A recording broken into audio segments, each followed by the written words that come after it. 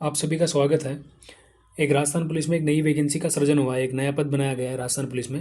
Rajasthan police में पहले जो एसआई की भर्ती होती थी उसी के अंदर बाकी जो भी राजस्थान पुलिस के डिपार्टमेंट थे उसमें टेलीकॉम नाम का भी डिपार्टमेंट होता है। तो कांस्टेबल के पद पर तो अभी वैकेंसी चलती है ना। वैकेंसी के अंदर जब भी नोटिफिकेशन आता है तो उसमें कांस्टेबल के पद पर टेलीकम्युनिकेशन की भर्ती अलग से होती है। बट राजस्थान पुलिस में थानेदारों की भर्ती मतलब अलग से टेलीकम्युनिकेशन के पद पर नहीं होती थी।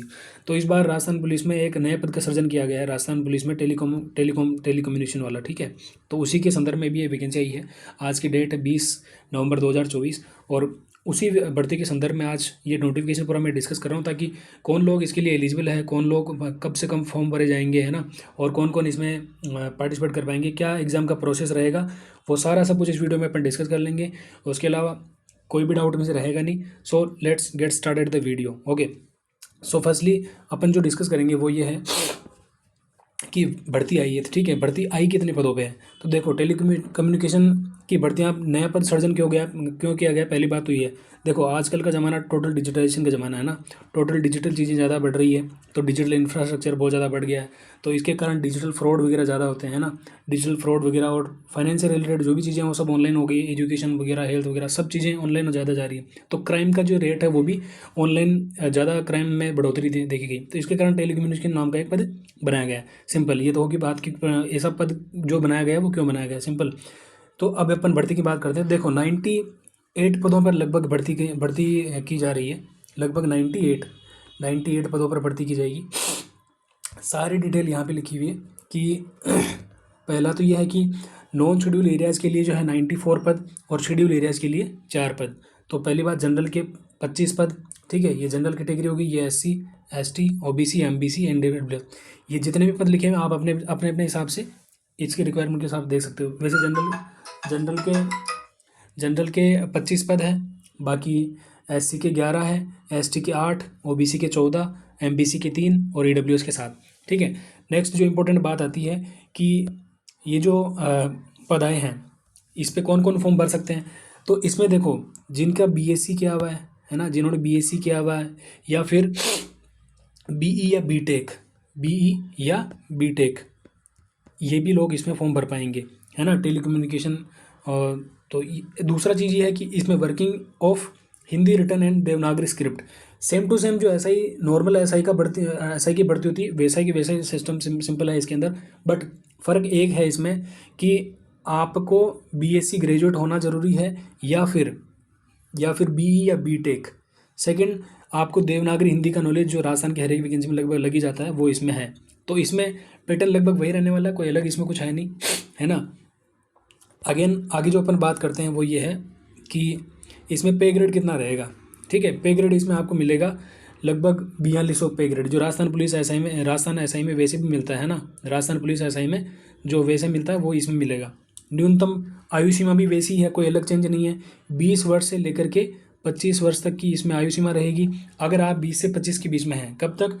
1 जनवरी 2025 तक अगर आपकी आयु 20 वर्ष हो चुकी है तो आप इसमें, सॉरी, 1 जनवरी 2025 तक अगर आपकी आयु अंडर 25 है या 25 है तो आप भर सकते हो। ठीक है, फिर आयु में इसमें छूट का प्रावधान दे रखा है इसमें।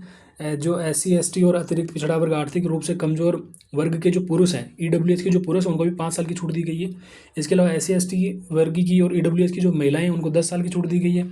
जनरल कैटेगरी की जो महिलाएं हैं वो भी इसमें 5 साल की छूट मिल रही है। जनरल कैटेगरी के पुरुषों को इसमें छूट नहीं है, जनरल कैटेगरी जो महिलाएं उनको इसमें छूट मिलेगी। हाँ, भूतपूर्व सैनिक है उनके लिए भी आयु सीमा 40 वर्ष निर्धारित की गई है। ठीक है, राजस्थान सरकार के कारोबार में कार्यरत कर्मचारी कर्तव्य पालन करते समय मारे या शहीद हो गए या जो भी है वो पुलिस अधिकारियों के बच्चे वगैरह वगैरह, उनको भी इसमें 3 साल की छूट मिलेगी। तो देखो, बिल्कुल राजस्थान पुलिस के लिए एक तरह से जो जिनके परिवारजन राजस्थान पुलिस में कार्यरत रह चुके हैं उनके लिए बहुत अच्छा मौका है कि वो भी राजस्थान पुलिस से इसके माध्यम से जुड़ सकते हैं। तो ये बहुत अच्छी इसमें एक व्यवस्था की गई है। बाकी एक और है कि निर्मुक्त आपात कमीशन प्राप्त अधिकारियों को लघु सेवा कमीशन प्राप्त अधिकारियों का और सेना में निर्मुक्त होने के पश्चात जब वे आयोग के समक्ष उपस्थित हो, ये सेना से रिलेटेड है। अपने आपके अगर रिक्वायरमेंट आप इसको पढ़ सकते हो। ठीक है, इसके अलावा आगे अपन बात करें तो चयन प्रक्रिया कैसी होगी, है ना। चयन प्रक्रिया में पहले लिखित परीक्षा होगी आपकी, फिर शारीरिक दक्षता परीक्षा, फिर साक्षात्कार, वही 3 स्टेज है। रिटर्न, पहले रिटर्न एग्जाम होगा, है ना, फिर आपका फिजिकल होगा, फिर आपका इंटरव्यू होगा, है ना।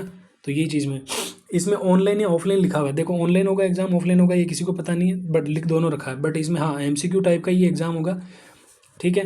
MCQ टाइप का एग्जाम होगा। आवेदन की तिथि, सबसे इंपॉर्टेंट चीज़ ये कि कब इसमें फॉर्म भरे जाएंगे, तो हाँ 28 नवंबर से फॉर्म भरे जाएंगे।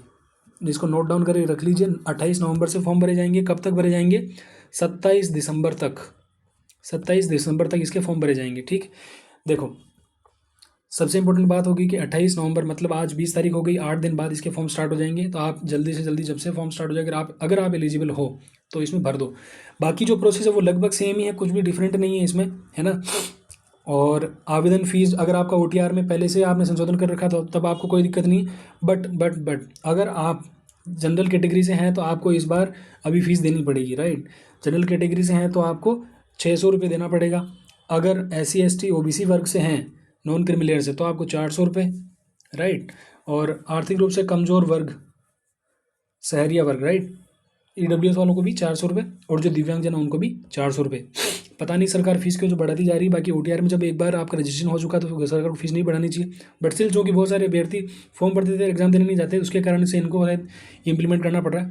सो इट्स ओके, ज़्यादा कोई बड़ी फीस नहीं, आप भर सकते हो, जा सकते हो, राइट। इसके अलावा जो बाकी बात आती है फिजिकल फिटनेस की, देखो इसमें ज़्यादा कुछ दिया नहीं फिजिकल फिटनेस के बारे में। इनको क्या इनका फिजिकल का क्राइटेरिया रहेगा, इसमें केवल फिजिकल फिटनेस के लिए 14 नियम बनाए गए। इन्होंने कहा, कह रखा कि मेंटली ठीक होना चाहिए, है ना, और फिजिकल डिफेक्ट ऐसा वैसा कुछ नहीं होना चाहिए, और बाकी मेडिकल अथॉरिटी नोटिफाइड होना चाहिए अगर कोई ऐसी इंजरी हुई है तो, और मेडिकल एग्जामिन वगैरह वगैरह आप पढ़ सकते हो इसको। बाकी देखो 168 सेंटीमीटर जो है पुरुषों की लंबाई होनी चाहिए। महिलाओं के लिए ऐसा कोई क्राइटेरिया इसके अंदर नहीं दे रखा। पुरुषों की जो लंबाई है वो जो मेल कैंडिडेट है उनकी 168 सेंटीमीटर, और चेस्ट जो है 81, और 5 सेंटीमीटर का एक्सपेंशन उसमें चाहिएगा, ठीक है। देखो women of any category shall not be less than 152 centimetre और 47 किलोग्राम वेट। इसमें दे रखा कि 152 सेंटीमीटर अगर किसी फीमेल की महिला की लंबाई है तो वो इसमें आराम से फॉर्म भर सकता है, कोई इशू नहीं होगा उसको, ठीक है। इसके बाद देखो पेपर क्या होंगे, पेपर वैसा ही same to same. General Hindi का पेपर होगा, एक तो 2 घंटे का 200 मार्क्स होंगे उसमें, है ना। दूसरा जनरल GK एंड GS का पेपर होगा, वो भी 2 घंटे का और 200 मार्क्स का, तो लगभग 400 नंबर का पेपर होना है, ठीक है। To be answered in English और Hindi whatever it is. So syllabus and standard of the subject will be designed in consultation with the commission. अभी सिलेबस इन्होंने दिया नहीं हालांकि, बट हाँ इन्होंने कह रखा कि पैटर्न वही रहेगा, कुछ अलग चेंज नहीं है इसमें। बस इसमें थोड़ा सा ये है कि 36% मार्क्स आपको लाने पड़ेंगे अगर आप एक जैसे कि एक एलिजिबिलिटी फिक्स कर रखी है कि किसी भी कैटेगरी से हो, SC ST OBC जनरल, या फिर आप जैसे कि एक्स सर्विस मैन वगैरह की जो भी कैटेगरियाँ हैं, सारी कैटेगरीज में आपको एक लिस्ट, जो एक तो जनरल में इनमें जो कैटेगरी होती है वो 40% की है, बाकी जो अदर कैटेगरीज उनमें 36% का जो इनका रहता है वो, ये सारा जो भी इसमें लिखा हुआ है, ठीक है। बाकी कुछ भी अलग चेंज नहीं है इसमें। मैंने लगभग सारा जो डिटेल है वो सारा डिस्कशन में कर लिया है ना। बाकी कोई भी डिटेल इसमें छूटी नहीं है। अगर आप एलिजिबल हो तो आप इसमें बिल्कुल जो है भर सकते हो फॉर्म। तो चलिए वीडियो को समाप्त करते हैं। थैंक्स फॉर वॉचिंग, एंड अगर चैनल पर नया हो तो इसको सब्सक्राइब करके थोड़ा समर्थन कर दीजिए। बाकी धन्यवाद, मिलते हैं अगले वीडियो में।